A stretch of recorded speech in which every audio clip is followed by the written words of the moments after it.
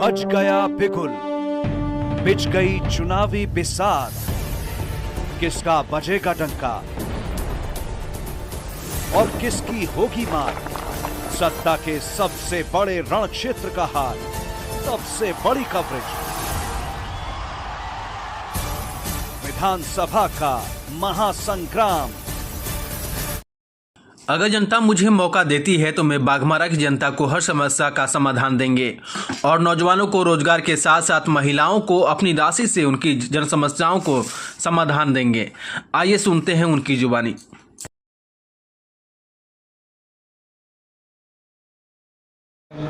तो ऐसा नहीं, पहला प्रोग्राम नहीं था। हो सकते हैं जिला अध्यक्ष, जिला सचिव जो है उस वक्त जो है जिला सचिव जी पार्टी में नहीं थे उस वक्त, हम लोग जानते हैं, तो बहुत कुछ जानकारी नहीं होगा उनके पास।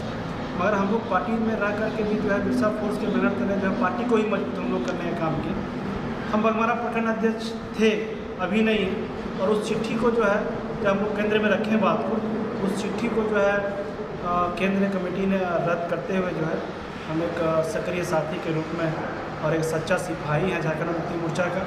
और हम आदरणीय गुरुजी और आदरणीय हेमंत सोरेन जी को देखते हुए जो है उनका खास करके हेमंत सोरेन जी 2014 में जब मुख्यमंत्री बने थे, उनका संघर्ष को देखते हुए हम पार्टी में ज्वाइन किए थे और उनको देख करके जो है पार्टी में भी हैं। और हम एक सच्चा सिपाही हैं झारखंड मुक्ति मोर्चा का, गुरुजी का, हेमंत सोरेन जी का, और हम सच्चा सिपाही रहेंगे।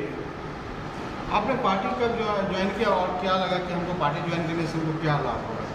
जैसे देखिए, बात ऐसा है कि रघुवर सरकार जब झारखंड में बना उस वक्त जो है बाघमारा में जो है अब समझ लीजिए डर भय माहौल का एक माहौल था। उस वक्त हमने झारखंड मुक्ति मोर्चा का दामन पकड़ा स्वर्गीय जगन्नाथ महतो के हाथों से, और उस वक्त से जो मेहनत स्टार्ट की है, तो मेहनत के ज़रिए से बाघमारा के खास करके लोगों के अंदर में जो डर था, उस डर भय को निकालने का काम किए। और उस डर भय निकालने के माध्यम से जो वहाँ के लोगों, नौजवानों को खास करके हम आउटसोर्सिंग कंपनियों में रोजगार दिलाने का भी काम किया।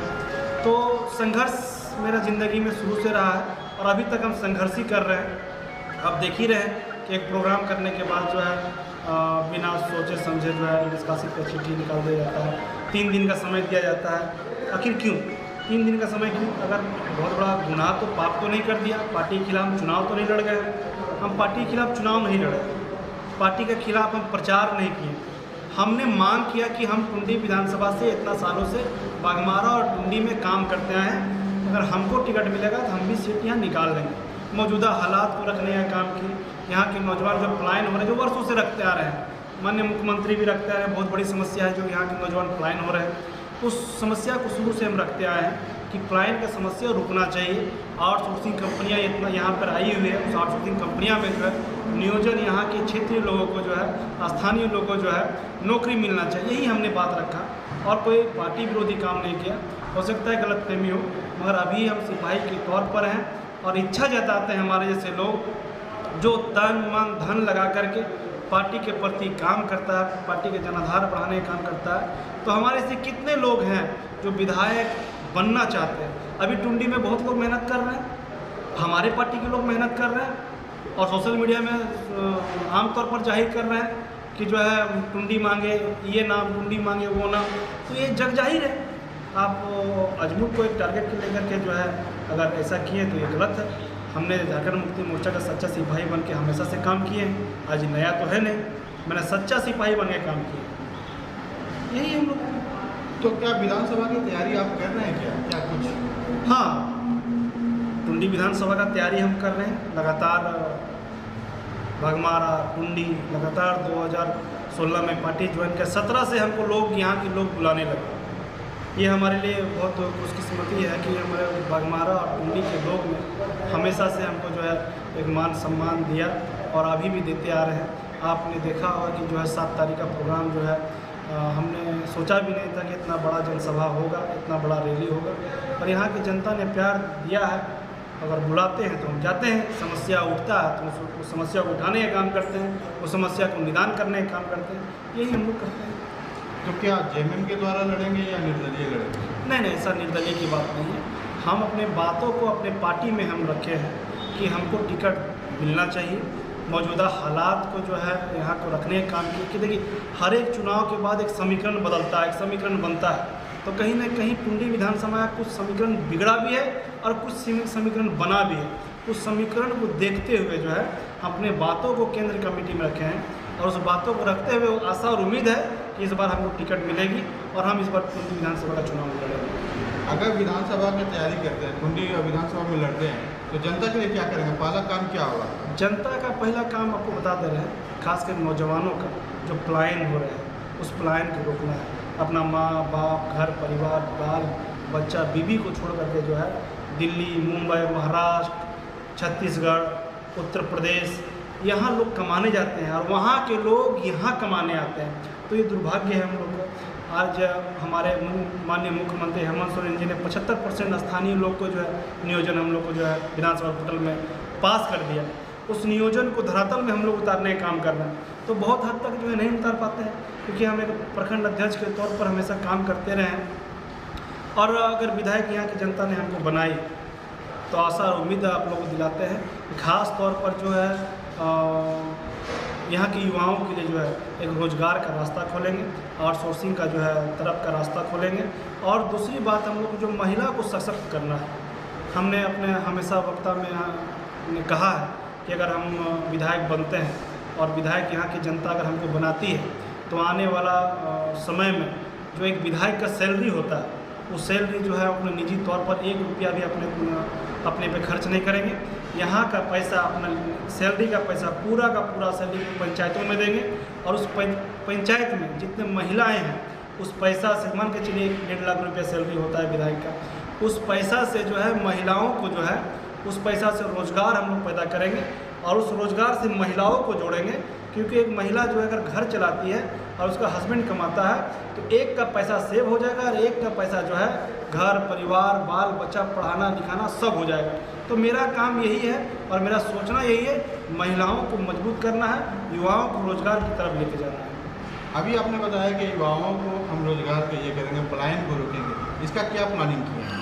जैसे आउटसोर्सिंग कंपनियाँ अभी देख लीजिए, आप सर्वे कीजिएगा और बहुत दुर्भाग्य है कि यहाँ के ज़मीन पे, यहाँ के स्थानीय लोगों के ज़मीन पर जिस ज़मीन के लिए कितने लोग कुर्बानी दिए, खून बहाएं और उसी ज़मीन के लोगों को जो है नौकरी नहीं दिया जा रहा। आज बताइए ना यहाँ कितना % खेती हो रहा है? खेती नहीं होने का कारण क्या है? यहाँ पे जब आउटसोर्सिंग कंपनियाँ खुलने लगी, BCCL जब खनन करने लगा, सारा का सारा पानी जो है यहाँ का खेतों का पानी जो है टान लेगा, सूखा पड़ने लगा, खेती नहीं होने लगा, जिसके कारण से यहाँ के लोग बाहर पलायन करने लगे।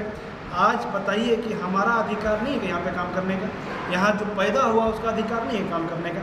हम बाहर के लोगों को हम विरोध नहीं कर रहे, मगर पहला काम जो यहाँ के स्थानीय लोग को रोज़गार, यहाँ के स्थानीय लोग को जो है पहले यहाँ का स्थानीय लोग अगर समझ लिए कि आर्थिक रूप से अगर मजबूत नहीं होगा तो मेरा झारखंड कैसे मजबूत होगा?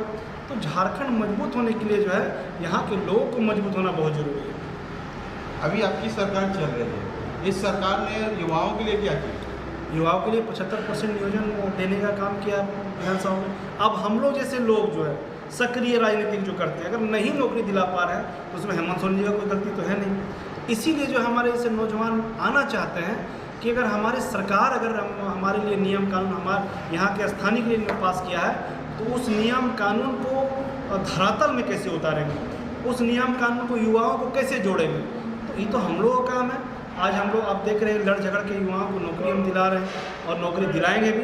अगर विधायक बन गए तो उम्मीद दिलाते हैं, विश्वास दिलाते हैं आपके माध्यम से पूरे जनता को कि आने वाला समय में यहाँ के नौजवानों को बाहर नहीं जाने देंगे, पलायन नहीं होने देंगे।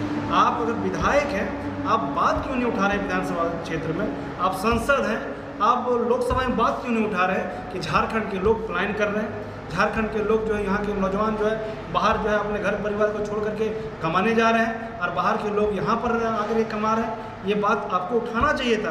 अगर 75% नियोजन जो नीति अगर पास हुआ है विधानसभा पोर्टल में, अगर यहाँ की आउटसोर्सिंग कंपनियाँ नहीं दे रही है, सख्त कार्रवाई किया जाए, वो आउटसोर्सिंग कंपनी में ताला लगाया जाए। अगर यहाँ की ज़मीन, यहाँ की कोयला, यहाँ का बिजली और उसी जगह में अगर यहाँ के क्षेत्र के लोगों को नौकरी नहीं मिलेगा तो वैसा कंपनियाँ भाड़ में जाए, वैसा कंपनियाँ को जो है यहाँ से जाना ही बेहतर है। जब यहाँ के लोग काम ही नहीं करेगा तो बेहतर है कि यहाँ से चले जाए। आपने बताया पलायन को लेकर, क्या सरकार को जानकारी नहीं है कि पलायन यहाँ पे लोग कर रहे हैं? देखिए, इसमें तो हमारे मुख्यमंत्री बहुत चिंतन में है, हमेशा इस बात को मुद्दा उठाते रहते हैं कि यहाँ के नौजवानों को जो है देखिए कहीं ना कहीं देखिए कंपनियाँ जो यहाँ पर है वो कहीं ना कहीं भाजपा से टच में रहती है कि यहाँ के स्थानीय लोग को जो है नियोजन नहीं दे रहे हैं। उसी कारण से जो है देखिए आज मुख्यमंत्री हेमंत सोरेन जी ने कहा है कि एक बार और सरकार बनेगी तो झारखंड का स्थिति को और बदल देंगे, क्योंकि 2 साल कोरोना काल में चला गया, तो 2 साल के दरमियान में काम अगर होता तो उम्मीद है कि झारखंड का भी जो है स्थिति कुछ और रहता। पर कोरोना काल जो है 2 साल खा गया, सिर्फ झारखंड का ही नहीं पूरा देश का पूरे विश्व का जो है स्थिति खराब हुआ है, इससे जो है झारखंड का नहीं मगर 2 साल अगर मिलता, अगर माननीय मुख्यमंत्री हेमंत सोरेन जी को, और झारखंड बेहतर स्थिति में होता। जनता को क्या संदेश देना चाहिए? जनता को हम यही संदेश देना चाहते हैं कि अगर आप चाहते हैं कि आप बेहतर जनप्रतिनिधि को जो काम करना चाहता है, जो आपका सेवा करना चाहता है, जो आपका पैसा अगर हम विधायक हैं, अगर मेरा फंड हमको मिला तो जनता के लिए मिल रहा है, वो जनता में इस्तेमाल करें, तो आप चाहते हैं कि वैसा जनप्रतिनिधि जो आपका सेवा करे, आपका काम आए, आपका रोड नाली पुल पुलिया विकास के तौर पर, आपका शिक्षा स्वास्थ्य सुधार के तौर पर, आपका रोजगार के तौर पर अगर कोई विकास करे, कोई नौजवान को अगर लाना चाहते हैं जो विकास कर पाए, वैसे लोगों को लाइए आप, और वैसे लोगों को जो अपने आप को जो है विधायक बनाइए, वैसे लोगों को आप अपना जनप्रतिनिधि बनाइए जो आपके लिए काम करे, आपके आने वाला भविष्य के लिए काम करे। और हम आपसे वादा दिलाते हैं आपके माध्यम से कि आने वाला समय में अगर यहाँ की जनता ने अगर हमको चुना तो विश्वास दिलाते हैं यहाँ का मूलभूत समस्या को जड़ से हम लोग खत्म कर देंगे, जड़ से खत्म कर देंगे। पंचायत बाई पंचायत जो समस्या जो होता है, पंचायत बाई पंचायत समस्या को लोग खत्म करेंगे। हम लोग विधानसभा नहीं घूमेंगे, हम लोग पंचायतों में जाएंगे और एक पंचायत का जो समस्या है उस पंचायत बाई पंचायत समस्या जब खत्म होगा, ऑटोमेटिक विधानसभा का जो है विधानसभा का समस्या खत्म हो जाएगा। हम लोग काम यही है। कुछ लोगों का कहना है कि इस सरकार में कोयला को लेकर चोरी किए और इसके बाद राजनीतिक में उतर जाता है। नहीं, कहाँ कोयला चोरी हो रहा है? कोयला जो है केंद्र के अधीन में आता है, केंद्र सरकार के अधीन में आता है। जितना CISF है वो केंद्र के अधीन में आता है। कहाँ कोयला चोरी हो रहा है हमको बताइए? आज जो है केंद्र के लोग ही जो है कोयला चोरी कराया है। रघुवर सरकार के समय में जो कोयला चोरी हुआ है, जो खनिज संपदा का जो लूट हुआ है, वो कोई छुपने वाला चीज़ है क्या? जग जाहिर है, लोहा कोयला बालू एकदम लूट मचा दिया इन लोगों ने। यहाँ के गरीब लोगों को जो है कमर तोड़ दिया। झारखंड को जो है खोखला करके माननीय हेमंत सोरेन जी के हाथों में दिया। रघुवर सरकार ने जब सरकार चलाते थे हाथी को उड़ाया गया। कहीं हाथी उड़ते सुना है आपने? हाथी उड़ाने के नाम से करोड़ों अरबों रुपया का जो है गबन किया गया। इसीलिए तो जो है हम कहते हैं कि आप झारखंड का विकास के तौर पर अगर देखना चाहते हैं तो माननीय एक व्यक्ति है हेमंत सोरेन जी, और दूसरा कोई इस झारखंड में नहीं है जो इस झारखंड राज्य को जो है विकास के तौर पर ले जाएगा। आप अगर वैसे व्यक्ति को जो लाइएगा तो झारखंड के तौर पर जो है हाथी उड़ाने का काम किया, और हाथी उड़ा करके अरबों खरबों रुपए झारखंड को जो है लूट और गबन करके बर्बाद कर दिया। आपको सतर्क रहने की ज़रूरत है। चुनाव 3 महीना के अंदर में हो जाएगा, आप सावधान रहिए। और वैसे प्रलोभन से बचने की ज़रूरत है जो आने वाला समय में आपका 5 साल बर्बाद कर देगा, आने वाला समय में आपका जो है युवाओं का भविष्य को बर्बाद कर देगा और इस झारखंड राज्य को भविष्य को बर्बाद कर देगा। आप अपना परिचय दें। मैं अजमुल अंसारी, झारखंड मुक्ति मोर्चा का एक सच्चा सिपाही और बिरसा फोर्स का मैं संस्थापक हूँ।